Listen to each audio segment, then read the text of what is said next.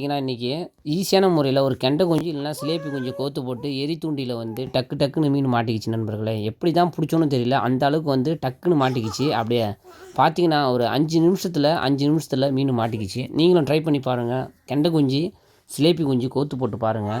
வேறு எந்த மீனுமே வந்து எடுக்கலை. இந்த மீன் என்ன மீன் மாட்டியிருக்கு அப்படின்ட்டு கமெண்ட் பாக்ஸில் தெரிஞ்சதுன்னா கமெண்ட் பண்ணுங்கள். நல்லா ஆக்டிவான மீனாக இருக்குது. நல்லா பெருசாக மாட்டிக்கிச்சு நண்பர்களே.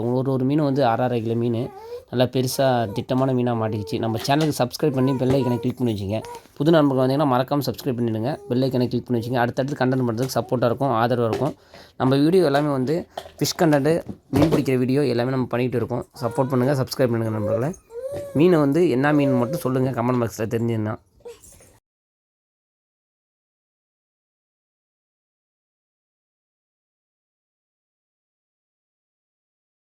ஏற்று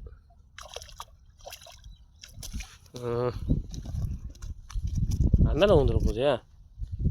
அண்ணனை வந்தா விட்டு மேங்கிறியா? ரெண்டும் ஒரே சைஸ் ஆட்டுக்க பார்த்து.